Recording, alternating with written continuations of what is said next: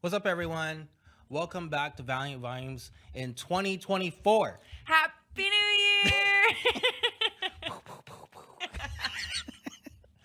I'm Dan, CEO and founder of Valynt Digital, and next to me I have. Makayla Mitchell, otherwise known as Mac. What's up, Mac? What's up, Dan? It's a new year. Happy New Year. Happy New Year's to you. Is it still cool to say New Year, New Me? Sure. Yeah, why not? Everybody has goals in the new gosh. year, so yeah, absolutely. I feel like, as cheesy as it sounds, this is gonna be my year. Yeah, there's a song by, was it Gashi or something called This Is My Year? I love that song. I played it like last year, and I Okay. played it the year before that, just Share to it with hype myself up for the New Year's. Share it with me. I will later after this podcast. Got it. Oh, no, not a podcast, a volume. Yeah. It's Yeah. volumes. Yes. Cool. Hey, look, I just want to dive right in. It's the New Year's and everybody's got a lot of shit going on. So let's just go dive into it. So, What are your goals for 2024? oh, this is hard for me. I'm just coming right at you. I Yeah. know. For a little background, I guess. Mhm. This is now year 3 of me having the Valynt provided notebook about planning my goals. We talked about in our end of the year episode, so I Yes. won't talk about the extent of that. But the writing my goals down is still such a very new thing for me and a very real thing for me. Yeah. Because I used to believe I don't want to write them down because then it makes it real. And what Isn't if, that the but, whole purpose? But what if I fail? Oh, okay. But to that point, you have to write it down because then it makes it real, right? Yes. And so my very first year in doing that, as I avoid the question, it was so fascinating to me because I wrote down my goals for real in private, and then at the end of the year, you were like, well, let's look at them. Did you accomplish anything? And I was like, no.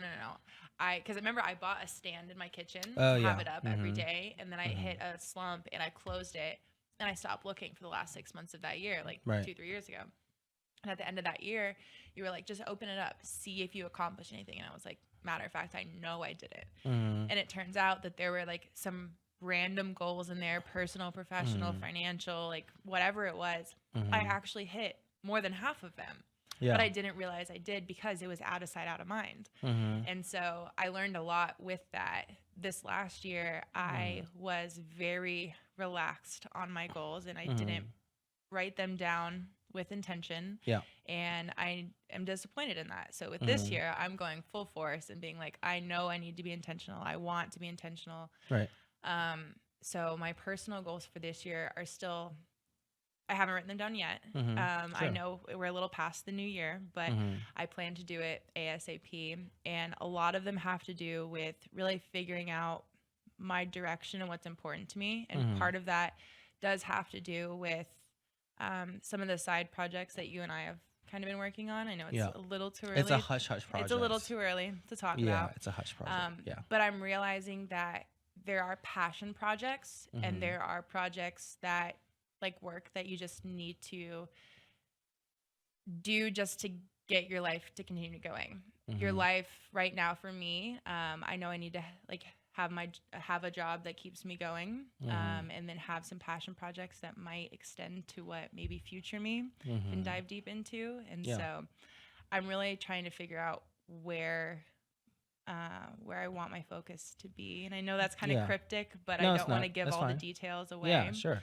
No, you don't have to share it. It doesn't have to be in detail, But I think my main goal is focusing on my personal goals and not just going along with what everyone else around me is suggesting I do, Sure. or going along with what you're doing or something like that. Really identifying what's important to me. Yeah. I And think writing that's those great things stuff. down. And so while it's still a very new process for me, I can't necessarily share with everyone. Sure, So it's okay. Yeah. all that crypticness aside, what are your personal goals? Yeah. The listeners are like, okay, so what is your goal again? Yeah, I know it's hard, but I feel like a lot of people can relate to that because Yeah, as somebody who's new to it, it's hard to identify, and so it's important for people like me to have people like you Yeah. who do have a clear direction or Sure. are helpful in identifying that. Yeah. No, I think I think a lot of people will resonate with you. Because I remember you telling me when I first kind of put the notebook in front of you and I was like, hey, write your goals down. It'll help. And most people take their approach like, well, this is kind of corny or like Mm-hmm. cheesy. Like, they get that, like, cause I had that, like, over a decade ago. I was like, but then I was like, well, what do I have to lose to write my goals down? But the purpose of it really is to, because like you got to take time out of your busy schedule to be able to say, okay, let me think through like what I really want, which is what you just said. Like you Mm-hmm. want to write down the things that matter to you most, and a lot of people don't take the time to do that. So like when you see a lot of people that are not focused on their day to day, or they don't have like a clear goal and a clear focus, your life doesn't change. Like Mm-hmm. nothing changes. Like the new year can hit and nothing is going to change. Just like, the gym is starting to be flooded with every year. This is the last week, Yeah. like every new year, the gym is flooded with brand new people. But I also know the statistics and the stats that only like 10% of those or less become regular gym goers every year. Well, what's the difference in between those two? Those two groups of like the 10% that actually stay and that don't stay. I promise you, those people have clear goals instead of saying like, "Yeah, I'm just gonna go to the gym and get in shape and lose some weight," versus like, "I'm gonna go to the gym, work out 4 times a week, 1 hour a day at the gym. This is the type of exercise I'm gonna do. I'm gonna change the way I eat, etc." But my point is like they list these things out, because instead, if you don't list it out, like how do you remember what you're doing, whether Yeah. it's on your phone or a notebook, right? Like these people, I promise you, are listing these things out and then they're sticking with it, which is one of the hardest things to do. Yeah. In summary, before you Hmm. answer Yeah, your goals, I think sure. it's like I don't want to wake up and think like, what is my purpose in life? I don't want to be one of those people. Hmm. I want to I think an easy way to remedy that is Hmm. define it. Define your purpose. What are you interested in? What are you trying to do? And Hmm. so like I'm still trying to work on that, instilling Yeah. the writing down your goals and making them a reality rather than just Hmm. accomplishing what's in front of me or what I'm being told to accomplish. So like Yeah. I'm still figuring that I think out that's great. and I'm nervous to share with the world because like I Hmm. said, I was nervous to Yeah. write them down. So No. I think that's great. Look, I started there too, so like I understand it. yeah. Like so, like I had my my goals get more clear and clear every single year. Like Hmm. every year that I do it, it gets a lot like crisp. You know what Yeah. I mean? So like if I look at my goal book, because I reflect back on it 10 years ago, it was something like, I want to make, I want to build a business that does like $200 million a year. But then there was no really like, it says that on the notebook, Yeah. but there was no way for me to get there. Like it didn't say like, open up a digital marketing agency and then get X amount of clients, and Yeah. then get X amount of clients at X amount, like revenue wise. Like, do you see what I'm saying? Like it Yeah. just wasn't clear. But like I started there too. Like I started broad. Like, and mine was very superficial in a sense, like from that perspective. But then I also have like those health goals, right? Yeah. Like I want to do that. Like now, like my health goals are very detailed to like, hey, I need to take this type of like vitamin or like turmeric, what I just bought. Like that's actually listed on my personal goals. Like I have that listed, and other like minerals that I want to put inside my body and kind of test it out, Hmm. to see like if I feel better. Like so like it's very detailed in how I do it. And the person that does it the best, if you guys have not listened to him, you should listen to Rob Deerdick. Rob Yeah. Deerdick, if you guys don't know him, from back in like the late 90s, early 2000s, he had the Deerdick Factory, Hmm. and that show was on MTV. But anyways, like he's an entrepreneur, serial entrepreneur.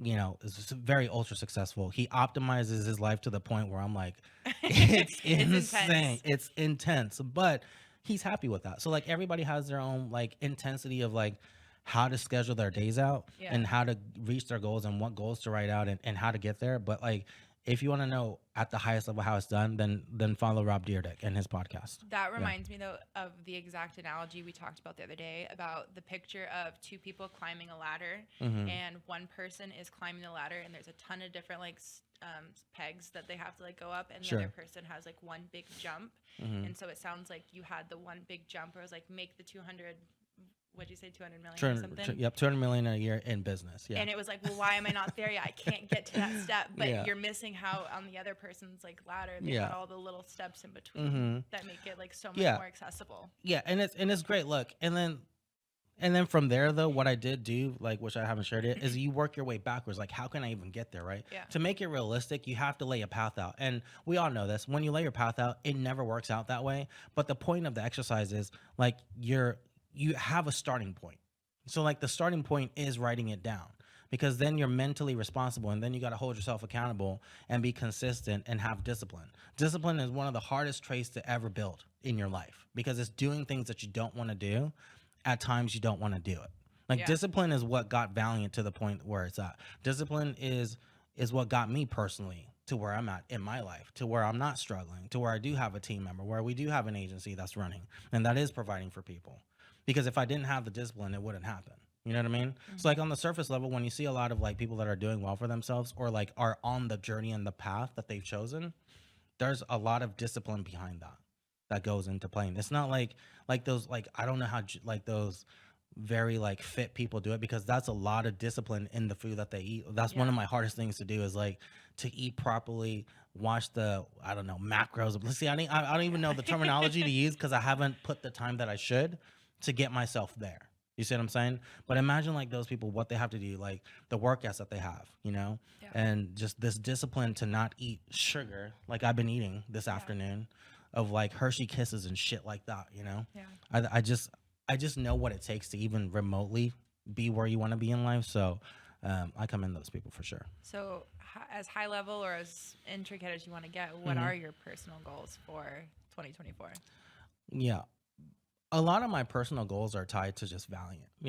Like, it's just what it is, because like Valiant's my life, and some people might hear that and be like, well, work is your life. No, like, I love what I do. Right. Like, this is like, I enjoy it. Like, I enjoy the process. Like, you gotta understand this about me. Like, I get to work with the people that I want to work with when I want to work with them most of the time. And like, do the things that I'm interested in, which is like, inserting new technology, learning about new technology, learning about new businesses and different opportunities, doing video production shoots that I want to do at the location I want to shoot at, like being able to pick that, like the last video shoot that we did at the distillery. I've been wanting to shoot there for like over a year. Yeah. So like, it's cool that I get to do that. So like, I wake up early all the time. So my personal goals, a lot of it is tied to Valiant and being that, like, like, get to where I know it's going to be. Um, but outside of that, I think everybody has this, like, so I'm no different than anybody else. Like, it's just having like, healthier goals.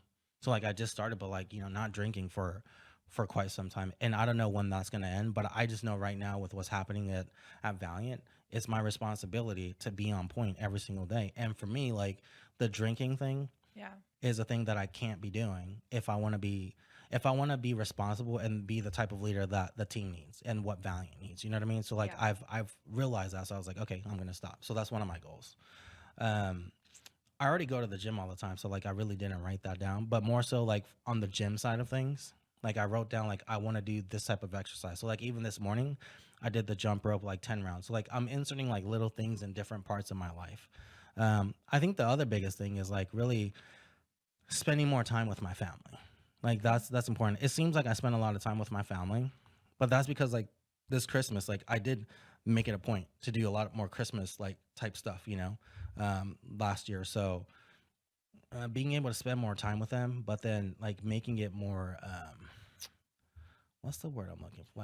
Like more of a deeper connection, It, like, instead of like being like, it's hey, at a family thing, like, hey, what's yeah. up, sis? Like, what's happening, kind of thing. You have a family that happens to just exist together a lot more often than my family does. Mm-hmm. And just being in the same room as somebody or sitting in a car ride together or coming over for dinner doesn't mean you're having a more intimate relationship There you with go. them. Yeah, that's what I'm trying And to so get you're to. looking Yeah. for more of a genuine connection, a more intimate relationship to build on the relationships that you have with those people, rather than just like, Yeah. hey, let's come over for dinner, let's do the thing, we did it, okay, Mm-hmm. goodbye.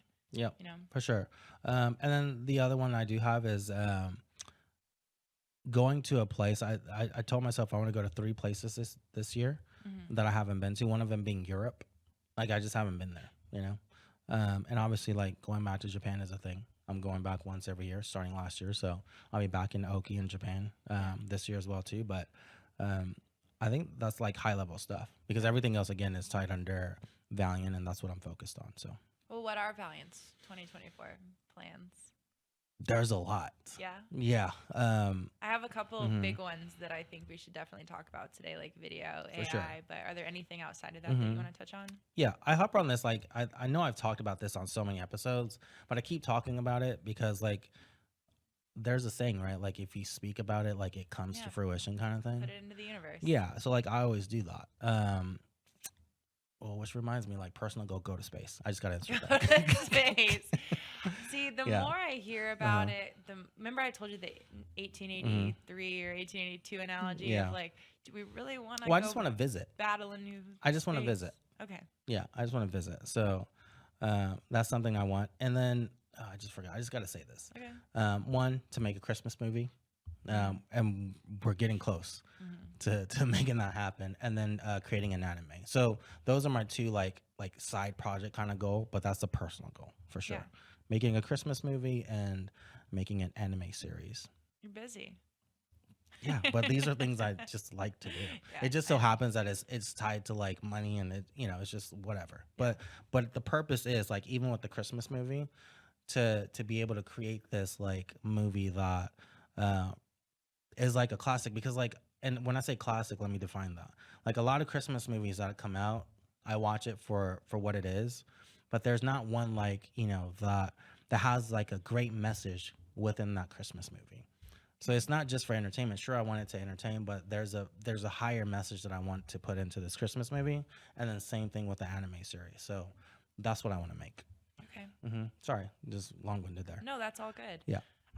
So with Valiant's plans, Mm-hmm. I do want to make sure we talk about the video production and some of the AI capabilities that Yeah. Valiant's going to implement. Is there anything else you want to talk about, like Yeah, for them? like overall, like for Valiant, like I can just summarize it under one thing, like outside of what you just mentioned, Mhm.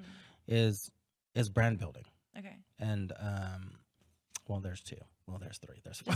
No, so brand We got building, time. yeah, so brand building, which is again like, um, having a bigger presence within the community Mhm. of Dallas, Fort Worth, and Frisco in particular, and then having a bigger social media presence, which we're almost there and making that a reality. So um, the brand building part is that, and then creating another partnership too. So like we have a partnership with FC Dallas, but um, going into another area of of capturing audiences and letting them know like, hey, Valiant's here, Mhm. which is like it could be like esports or it could be like related to like anime, like maybe partnering up with a company that hosts like anime events like Comic Con kind of thing, or like they have Anime Con too, right? Mhm. So like stuff like that, or maybe it's another strategic partnership with like pickleball or something, Yeah. but having adding one of those to our I guess our resume in a sense is one thing that I want to make sure I accomplish with Valiant. That's exciting. Mm-hmm. I can see like I'm trying to there's so many different questions I could ask about each of those, Sure, but go ahead. I mean, we got time. That's what you said. damn it. I think we should focus on some of the Um, video and AI though. yeah. Okay. Yeah. Let's talk about that. Video's been a big conversation. Yes. In our last volume, we Mm-hmm. talked about how video can have such an impact on Mm-hmm. the ads performance, on who's opting in, but so can graphics. Yep. So Valiant obviously can provide graphics and video, but can you talk Mm-hmm. a little bit more about what all video entails for graphic or for Valiant and Mm-hmm. what Valiant wants to do with video Yeah, moving forward? and this year, yeah, Mhm. absolutely. So, up until 2024, Valiant offered video production along only for the clients that work with us for paid advertising. So, like, if you weren't doing paid advertising with us, we didn't create videos like for a company, right? So, like, if a company came and said, "Hey, would you guys just do video production for us?" The answer was no, because like we just had so much going on to where, and then we didn't have the manpower to be able to say yes to those type of like companies that just needed like high level video production for like a brand video or a video that they just because they have a marketing team, they just need somebody else to create the videos. We just said no to that. But starting this year, we do offer just a video production package, just because our video production has elevated in the quality and then how we do it. We're offering it to people that are needing video for their organization. So if you come to us and say, hey, can you create this video for this product or service that I'm offering this year? The answer is going to be yes. And we're going to have different tiers for video packages. Maybe somebody just needs videos for social media. Maybe somebody else needs video for their website, or they need it for both. Like, no matter what your use case is for the video, We have a great team here that can make that happen. So You know. what does video production like entail with Valynt? Yeah. I'll talk at the highest level. Mhm. At the highest level, I mean, we're we're really understanding what the video is going to be used for. In most cases, it's going to be for digital marketing or some sort of digital platform, right? Understanding that will then go from there, consulting into, hey, like this is the first step, which is like storyboarding. I'm skipping a couple of steps here, but like we start to storyboard it. We kind of come up with the idea alongside of the client. And then from there, we're picking the location to shoot, whether it's a studio, whether it is a distillery, maybe it's out of state. I mean, it just depends on what you're needing, right? Or maybe it's one of those like studios that changes. Like, so there's a new studio here in DFW. Like, Ooh. if you stand, it's like a virtual studio, meaning like you can put yourself wherever you want to be in the world, Yeah. and it's insane. So being able to do a shoot like that. So if you want to be doing a shoot at the Rocky Mountains, we can just go to the virtual studio. Yeah. If you want to be in Japan, you bring the right props in, and we can do a shoot in Japan here at the virtual studio here in Dallas. You don't have to fly all the way to Japan. Do you see what I'm saying? Yeah. So we'll do the shoot. I mean, it's going to be a huge production. You're going to have your makeup artists there. You're going to have several videographers, your PAs. You're going to have a producer assigned, a director. I mean, it's the whole shebang. And That's old school, right? Shebang. Yeah, the shebang. And you're Shebang. doing like interview style questions. So they're not actually like acting and putting Oh, on no, a no, no. performance. No, no. You're- So like so what type of style of videos, Yeah. right? So like a lot of it, not a lot of it. I think, for what we do now for capital raises, yes, it's interview style videos. But then the video production that we're opening up now, it could be one of those like funny type of videos that you see like online, to where somebody's walking in different scenes and talking about a product, and things are flying from the ceiling, and crazy shit just happening inside of the video. So like, we're talking, when I say video production, not interview style videos, but any style of videos that has to do with using it online somewhere. Is correct me if I'm wrong. Valynt can also have like CCTV type of ads running, right? So yeah, so like, So- okay, yeah, that's a great point. Thanks for pointing that out. So like, this video can be used for like those regular TV commercials that you see on TV, on like national TV.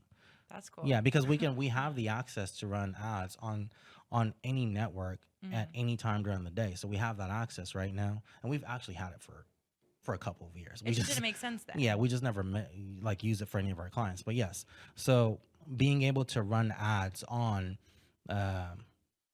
HGTV, or like during a football game, like a Dallas Cowboys football game, if you're a Dallas Cowboys fan, Yeah. in between that, or any sports game, if it makes sense. So like, if you have, for example, like I don't know why I'm thinking tennis right now, but like, if there's like tennis matches like on TV, and you want to run an ad because here in DFW or all across the United States, because you have a new racket, a tennis racket that you created, it's optimized, and I don't know, aerodynamics is involved. I have no clue what I'm talking about here when it comes to tennis, but Yeah. my point is, like, if you have this new tennis product and you want to run it in front of in between the ads at the Wimbledon or something like that, we're able to run those ads on CCTV and create an ad that is high quality, and get you out there. So I can see that type of video, well, any type of video production that you're talking about, being so beneficial to run ads in between even stuff like Shark Tank.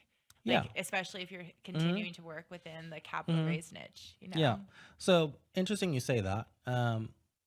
I'll just put it out there. So like, Valynt's shooting a 15 and 30-second commercial, because we're trying to do things bigger and better, right? Every single year. The goal is to always elevate. So we're actually going to run ads only in DFWs, like select areas in DFW, in between like Shark Tank. Oh. I mean, that's the thing that we're going to be doing this year. Yeah. Yeah. So like, you get to, by the way, like, once we do the huge video production, we're able to pick the TV station and the TV shows that you want to run the commercials in between. Like, we have that access to be able to do that. So that'll be cool, that we're doing this year. Yeah. That's another fun thing that we're doing. I mean, that's only like touching the surface of how intricate the targeting can be when it comes to the digital marketing type of ads. Yeah. And targeting that Valynt can do for themselves and then Yeah, for ourselves. Well. Yeah. I mean, that's the whole purpose. That's how we're growing this company. Is That's that we're incredible. we're running marketing for ourselves. I mean, why wouldn't we? Yeah. So I know you've shared with me, and I've Hmm. heard you and Jagger talking about it before, some of the AI that you're starting to offer, or you're even Yes. experimenting with yourself. But like, what all does Mm, that entail for your clients? yeah. That's another, new service, software, I should say, that we're offering our current clients first. Okay. And then we're opening it up probably like towards the end of this month. So end of this, January, we're offering automation, which includes like I think a lot of people know if you're in business and you're an entrepreneur and you've tried to like do things on LinkedIn, there's a software that allows you to connect with people automatically based on their job title. So you can get in front of them, make that connection so you're not doing it manually. And then once it connects with that individual on LinkedIn, it'll send out automated messages. So that's pretty standard, right? If you're in this industry. But now we're taking it a step further and saying, okay, once you connect with them, we're able to extract their email address and then have the AI you know, rummage through is rummage the right? Rummage. Rummage through their profile and Yeah. like their website and whatever the company that they work for, and then send a very tailored email like you did your research Hmm. and looked at that person's profile. So the message that you send on LinkedIn is going to be like that. It's going to be very specific and tailored. And then the AI is also going to take that person's email address and send out another email. Not only one, we can make a sequence. So like day 1 they get an email, day 2, day 3, day 5, day 7. That cadence of how many emails and messages that gets sent through those platforms Yeah. can be customized. But the cool thing is, on top of that, like let's just say we're running a paid advertising campaign within the same software. A lead comes in from a capital raise. So like there's an investor that's interested in one of our clients, like investment opportunity. So they provide us their first name, last name, email, and phone number. So the AI will craft a very specific and targeted email based on again their LinkedIn profile or whatever other information that it is able to obtain through this methodology. And then two, we used to have like text one go out the first day. Like it's already a certain type of set text message like, hey Mac, thanks for opting into this and wanting to learn more about XYZ investment opportunity. Hmm. Here's our Calendly link. Here's our phone number. Looking forward to connecting. And then day 3, there was a different type of text that went out, right? And then day 5. But now with this AI automation software that we're rolling out to our current clients and then other clients that need it in different industries, the text message goes out one time saying like, hey Mac, thanks for opting into the campaign. Here's a Calendly link, blah blah blah. When's a good time for us to connect, right? And then if the person responds back, um, instead of our clients or our partners having to manually go in there and respond, the AI will look at that message and be like, hey Mac, thanks for responding back. Like I do see that you mentioned, Thursday is a good day for us to connect. It'll say what time on Thursday is a good day, Yeah. and then they'll be like, never mind, Thursday's not a good day because something just happened. So this person responds back, then it's like, oh no problem, no worries. What's another good day? Does Friday at 9:30 a.m. or the following Monday, whatever, work for you? Hmm. They'd be like, yeah, that works. But you know what, Mac, I'm actually like wanting a little bit more information regarding the investment opportunity. Like, how can I get more information? Then the AI is going to respond and be like, hey, you know, That's I can crazy. absolutely give you that information. Yeah. Here's the link to our website. And let me also like verify your email. Mac, is it mac@gmail.com? And you'll say yes. Okay, great. Then what I'm going to do is I'm going to send you an email and then I want to attach a PDF so you can read through our pitch deck, investor pitch deck. So what I'm saying with all of this is that it takes the automation to a whole nother level and it seems like you're talking to a person. Yeah. So there's no longer like text one goes out day 1, text 2 goes out on day 3. It's just one text that goes out when the lead opts in, and then let the AI have the conversation with the potential investor or insert potential lead for any industry, and then it'll get it to the point to where all that our clients have to do is show up to the Zoom call. That makes me wonder how many times I've texted like a robot. You know what I mean? Probably a lot. Well, it's seldom right now. Okay. Now, certain industries, I believe they're using it pretty heavily, um, but we're rolling it out this month, and I'm not even done yet though. This the software when the lead comes in, Hmm. it also makes a outbound call to the Oh. lead, and it can have a conversation with the lead as well too. Does it sound like you're talking to a Yeah, robot? so like that's the problem that most people think. Like, people need to understand how fast technology is moving. What used to take 10 years literally takes like 1 day now, like maybe 10 hours. Like, Okay. I mean, it's that drastic though. With that being said, if you listen to an AI voice, 3 weeks ago, it's completely changed today. If you listen to it like 5 months ago and it was really good 5 months ago, imagine what it is today. So like I actually got a phone call and tested it out. So, through the software, it sounds like a human being. I can't tell the difference. Oh, And I know it's AI, but I can't tell the difference. And there's no choppiness, there's none of that stuff. So like I personally can't tell the difference in terms of voice.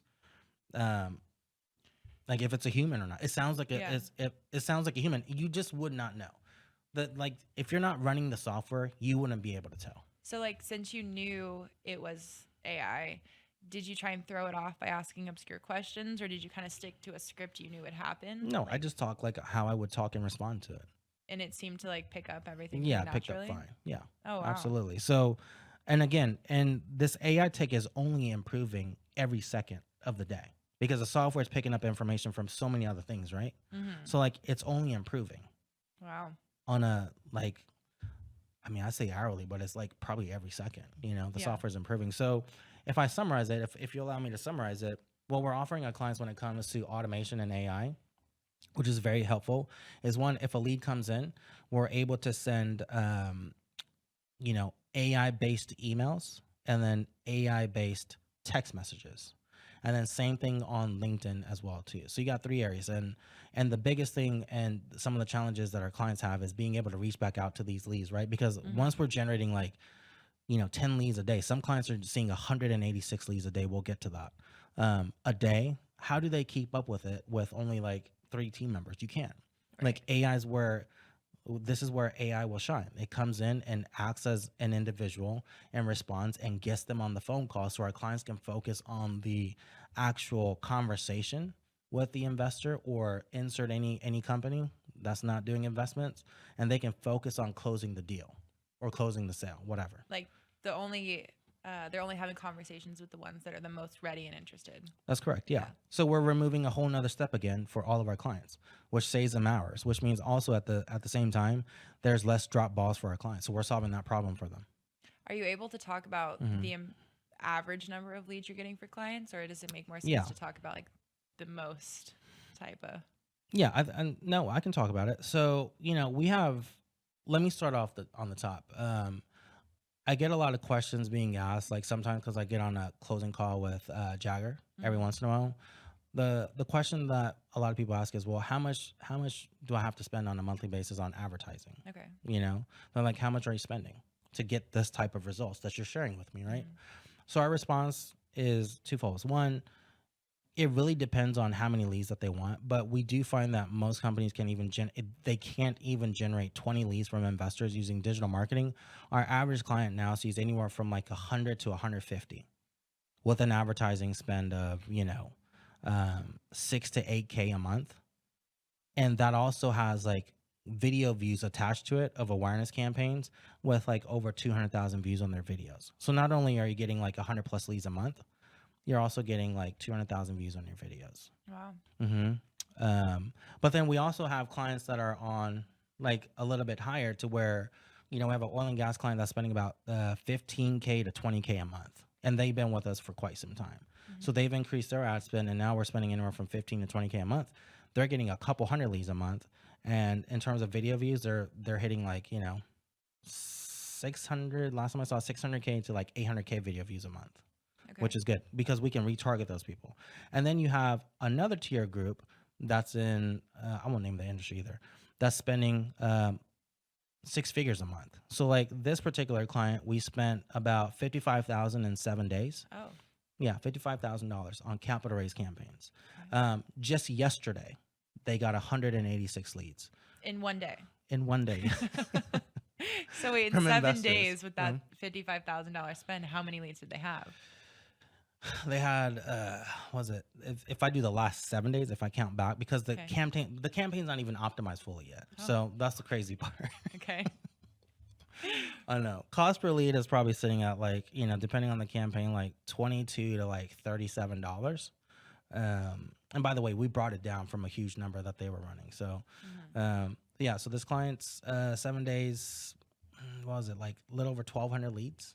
Mm. Yeah. So, and then yesterday was their biggest day. And I wouldn't be surprised if not like today, and then even on like Saturday and Sunday, they start to shoot up over 200 and keeping and getting the cost per lead lower.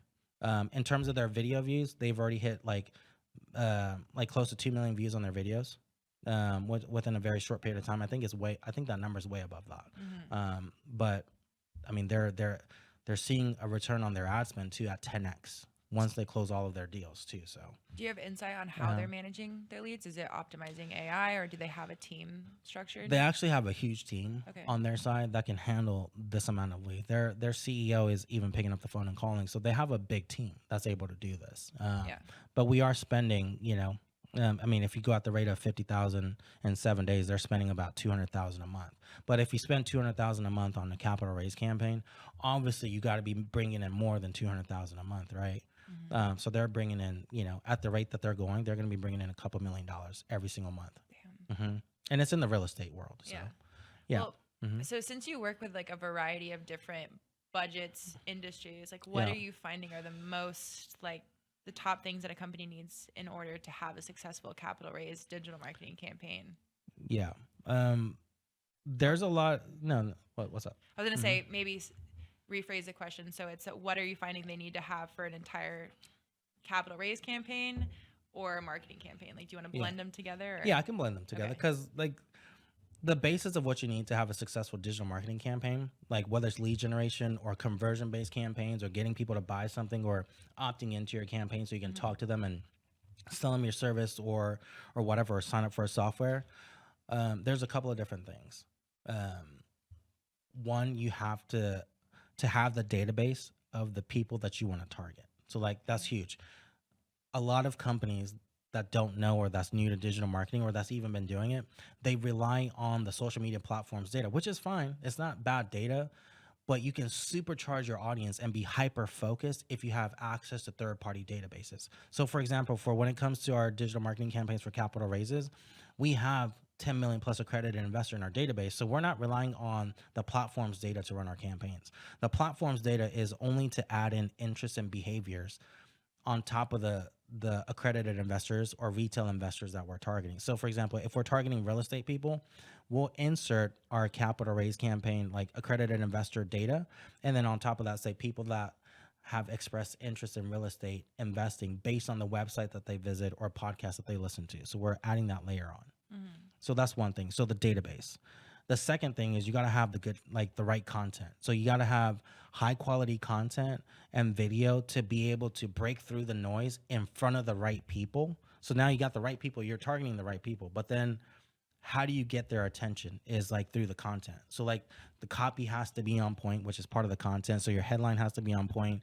The video, if you're using that video, has to be on point. Your thumbnail has to make sense and eye-catching, and then your graphic has to stand out from when they're scrolling through. Okay. So that's the second thing. And what I'm hearing so far is you have a database and you can produce some high quality content. So what's number 3? Yeah. Number 3, where do I want to go with this? You have to have the right type of like automation in place for a lot of the campaigns. Because when you're selling a product, right, and they come to your site or they opt in or they put something in the cart and they don't buy it, or for lead generation, if they opt in, you have to have a strong and well thought out follow-up process through text, emails, and phone calls. Those are your top 3. So you got to have that because like, again, a lot of campaigns fail because they don't understand that it takes anywhere from 7 to like, I'm going to increase this number this year, 7 to 12 touch points to be able to convince that person to buy your product or to utilize your service. And that touch point varies. Touch point 1 could be the video that they watch online. Touch point 2 could be a graphic that they see. Touch point 3 is another video they see online. Then at that point they opt in. But then touch point 4 is a text message that you send out. Touch point 5 is the email that they read from you. And then touch point 6 is the phone call that they get. And then touch point 7 is the Zoom that they hop on with you, and then you close the deal. Dang, that was good. But you follow me though? So that was Yeah. 7 touch points that I just mentioned. Yeah. So your automation and your follow-up process just needs to be on point. Yeah. I know from experience, like as of recently, and while I'm trying to move, I opted into 2 different moving services. Yeah. And I knew in that moment I was not available to talk, but I wanted to be followed up with so I could engage later. I've worked Sure. with both of them before. Yep. One of them called me immediately afterwards and sent a text. The other one called me immediately afterwards and then called me 4 additional times within 30 minutes. And you know, I know. And there was one additional call from the first one that I had mentioned that called maybe an hour later. I didn't follow up with either of them like that day because I was going out to lunch. Yeah. And neither one of them actually sent anything to follow up via email, even though I'd submitted a quote and everything. But one of them, the first one I mentioned, did continue to send a text and call later. The one that called me 4 times in 30 minutes never did anything else. Oh. Just because I was interested in that moment. But then did you close with the one that followed up with you then? Oh, Yeah, well, so there you go. Yeah, so the one that sent me the text, meaning an alternative way of communicating with them, followed up at alternative times throughout the day rather than, what was that? What did I say? 5 times total in a 30-minute span. I'm not available right now. Do you not get the message? Maybe try it another time. So I ended up not working with them just purely out of that like convenience thing for me and like the top of my mind thing. So I do want to say 2 things there. One, people do make the assumption like, look, within your industry, like that moving company industry, they call probably 4 times because like people are making decisions right on the spot usually. So their closing is like they usually talk to them once or twice and people are making decisions, right? That's my assumption there.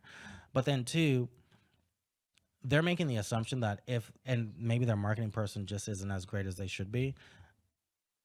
I don't understand why they're not following up because I feel like they're making the assumption if I don't get to talk to them on the phone, it's a dead lead versus like understanding like people like to communicate differently. That's why our automation is set up to where there's a phone call, there's a text, there's an email because you just don't know how that person wants to communicate initially to engage with your brand, right? Or your organization. So that's a point that I just want to make sure like people understand, like don't make assumptions in marketing because that's the biggest mistake. The biggest mistake people make in marketing is making assumptions that they have no fucking idea about. Yep. So, and that's how you fail a campaign. In summary, the 3 things that people should absolutely have in place to have a successful campaign were... Yeah. Number 1, to be able to have a very successful marketing campaign is 1, having the data of the audience that you want to get in front of. 2, the content has to be really on point. So the second thing is like, look, your video, your graphics, your copy needs to really speak to that audience demographic and individual that you're looking to engage, with your company. And then the third thing is that we just touched on that closed you is make sure that you have a very well thought out automation and follow-up process, which includes phone calls, emails, and text messages. And that's a wrap. That's a wrap, buddy. I feel like you have a really good plan for 2024 on like what yourself, Valynt's going to be doing. And I feel like the time went by fast. Like there's so much more I want to say right now. I know, but I it's have all a lot good. more questions. Right? Like it just flew by today. Well, that being said, to all our Valyntpreneurs out there, the ones that we've had for a while now or the ones that are new, if you have any questions, comments, or things that you'd like us to talk about on a new episode, you can reach out to us at hello@valyntdigital.com. And there's a couple other things I do want to say really quick. If you do want us to because we're doing this, and I'm just going to plug this in. If you do want us to come speak at your event, if you want us to come to your high school, your university to talk about digital marketing, reach out to us at hello@valyntdigital.com and we'll be there. And you don't have to be in the state of Texas for us to be able to come out there and help you guys out. And then also, if you want to hop on our podcast, you can tell us why. At hello@valyntdigital.com. Until next time. That's a wrap for the first episode or the first volume of 2024. Peace. Thanks.